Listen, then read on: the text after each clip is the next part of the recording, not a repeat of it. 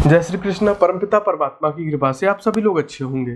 स्वामी रामदेव जी की एक clipping viral हो रही है, एक वीडियो वायरल हो रही है, जिसमें वो कहते नजर आ रहे हैं कि स्त्रियां बिना कपड़ों की भी अच्छी लगती हैं। और जब ये क्लिपिंग लोगों तक पहुंची तो लोगों ने इसे अपने ट्विटर अकाउंट से शेयर किया और शेयर करके बाबा की जी की खूब निंदा की जा रही है। देखिए, आप सभी जानते हैं कि बाबा जी इस देश की एक महान हस्ती हैं, जिन्होंने इस देश के लिए बहुत बड़ा काम किया है। हर क्षेत्र में उन्होंने मरे हुए योग को जीवित किया, उसमें प्राण दिया और आज जन जन तक योग पहुंचाने का काम किया। और स्वदेशी अपनाओ देश बचाओ के भी मुद्दों को स्वामी जी ने सार्थक किया है।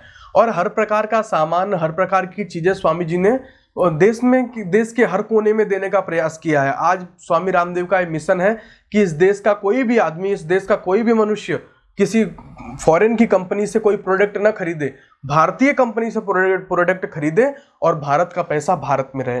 ये स्वामी जी की बहुत बड़ी सोच है।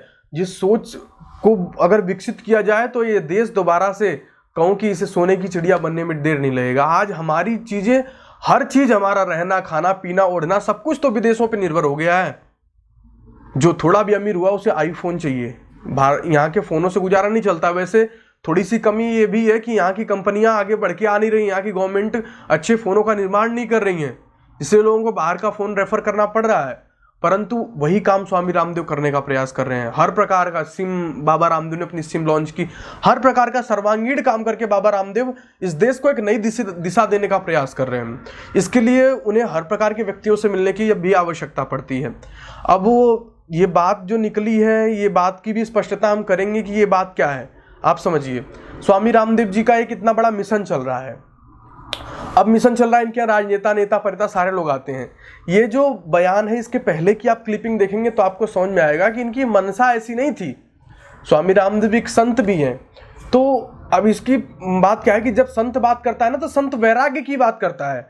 और ये बढ़ाई करते हुए, औरतों की बढ़ाई करते करते करते करते ये वैराग्य की पराकाष्ठा तक जाना चाहते थे। कहाँ? कि जहां लिंग भेद खत्म हो जाए, जहां स्त्री पुरुष का भेद खत्म हो जाए, जहां जाति का भेद खत्म हो जाए, उस वैराग्य की बात कर रहे थे।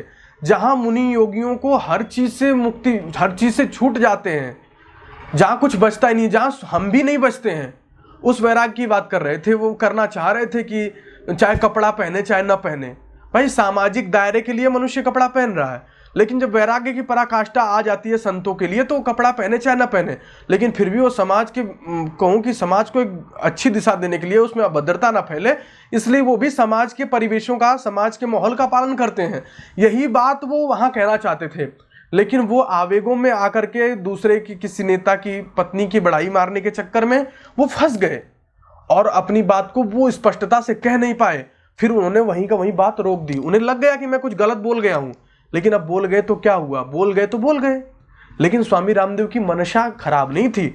आप ये ध्यान रखो, किसी व्यक्ति को समझा जब ही जाता है जब उसकी पीछे की मनसा समझी जाती है। आप बिना मनसा जाने, जैसे मैं कुछ कहना चाह रहा हूं, हो सकता है मैं बात कोई घुमा फिरा के कह रहा हूं, आपके समझ में नहीं आ रही है, पर स्पष्टता है मैं कुछ शब्दों का गलत प्रयोग कर रहा हूं, परंतु आपकी मनसा, मेरी मनसा क्या है वो आप समझिए बस। तो स्वामी रामदेव की जो मनसा थी वो निंदा करने की नहीं थी। स्वामी रामदेव क्रोध में नहीं बोल रहे थे कि तुम लोग बिना कपड़ों की भी अच्छी लगती हो, या अश्लीलता का भाषण नहीं चल रहा था वहां, ऐसा कुछ नहीं हो रहा था। स्वामी रामदेव अपने आवेगों में होकर के बोल रहे थे। लेकिन जब नेता परिता की बड़ाई मारते हैं, भाई धन वैभव की बहुत आवश्यकता है, कहां से लाएंगे? इन्हीं की बड़ाइयां मार के तुम्हें मिलेगा। अब वो बड़ाई मारने के चक्कर में आवेग में ज्यादा आ गए, तो उस वैराग्य की ऊंची बात कर नहीं पाए वो। लेकिन करना तो वैराग्य की ही बात चाह रहे थे, तो वहां पे जो मामला गड़बड़ा गया, इसलिए उनका विवाद, कहूँ ये बयान उनका विवादित हो गया। लेकिन आप देखेंगे तो वो तुरंत उसके बाद रुक जाते हैं, कहते हैं खैर छोड़ो इस बात को। उन्हें लगा कि मैं गलत बोल गया हूँ, तो उन्हें ये समझ में आ गया था। अगर मतलब ये वो इसलिए इस बात को अपनी कम्युनिटी पोस्ट या अपने यूट्यूब चैनल से नहीं लिख के भेज रहे हैं कि औरतें बिना कपड़े के भी अच्छी लगती, उनकी निंदा की जाए। मुंह है, मुंह से निकल जाता है। स्वामी रामदेव ने अपनी इस बात को आवेग में आके कह दिया था। इसको निंदा का विषय मत बनाइए, नहीं तो उस आदमी का मनोबल टूट जाएगा जो इस देश के लिए काम कर रहा है। कहते ना कि जिन्हें हमने हार समझ बैठा गला अपना सजाने को, हाय वे नाग बन बैठे हमी को काट खाने को। वो तुम्हारे लिए आदमी रात दिन जी मर रहा है, तुम्हारे लिए सारे लोगों से लड़ रहा है, विदेशी कंपनियों सबसे लड़ रहा है, और तुम उसको ही काटने के लिए डोल रहे हो। ऐसा नहीं करना चाहिए। जो व्यक्ति आपके लिए, आपके कल्याण के लिए कार्य कर रहा है, उसका समर्थन करना चाहिए। उसका विरोध करेंगे तो उसका मनोबल गिर जाएगा।